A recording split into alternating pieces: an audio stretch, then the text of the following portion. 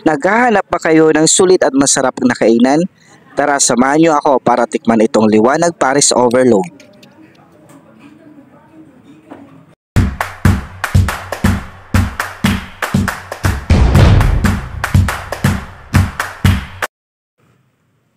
Pagdating nga namin sa lokasyon ay sadyang madaming nakapila na din dito dahil nga daw sa nakikilala na ito ng mga taga-South.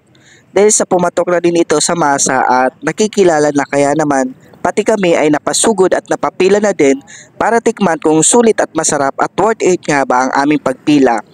Kung gusto mo punta nito, along highway lang at likod lang ito ng Meralco at kapag galing ka ng Muntinlupa, makikita mo ang Arco ng San Pedro. Tapos kaliwa ka, unahan lang ng konti ang kanilang pwesto. Makikita mo na itong Liwanag Paris Overload. Dito nga ay nagsiserve sila gaya ng only rice, only soup, only taba ng baka at may kasama na rin ng only iced tea. Tapos yung overload na kasama ay chicharong bulaklak at lechong kawali. Malapit nga kami dito sa pila dahil sobrang bilis ng serving nila. Dahil nga meron na din dito sa South, hindi mo na din kailangan pumunta ng Pasay para matikman ang Diwata Paris Overload at Litix ng Hiwaga at Rosmar ng Kalawan. Meron na din dito sa San Pedro, hindi lang only matitikman mo, pati bahay liliwanag din dahil kay Liwanag Paris Overload. Dahil sa kanilang patok-batok na mga ali siniserve, kailangan mo mag-pineapple juice. Sobrang nakakatakam na tingnan pa lang putok-batok na talaga. Sulit itong food tripan namin ngayon dahil wala pa kaming kain dito. Talagang nagpapagutom muna kami dito at para masolve at masulit ang ali rice at soup nila.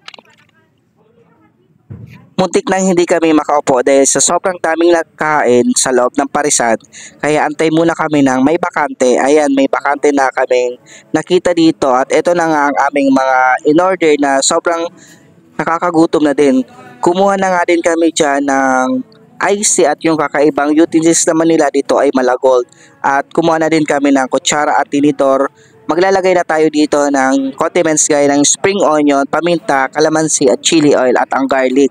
Perfect sa panimpla at mapaparami ka pa. So tara, tikiman time na. After nga natin matimpla ang ating pares, titikman na natin ito kung masarap nga ba at worth it ang pagpunta.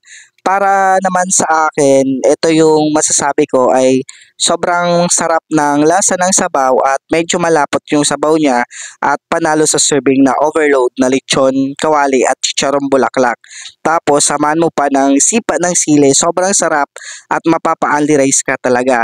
Panalo na rin ito para sa nagtitipid at sobrang anli ang kanilang mga isiniserve dito.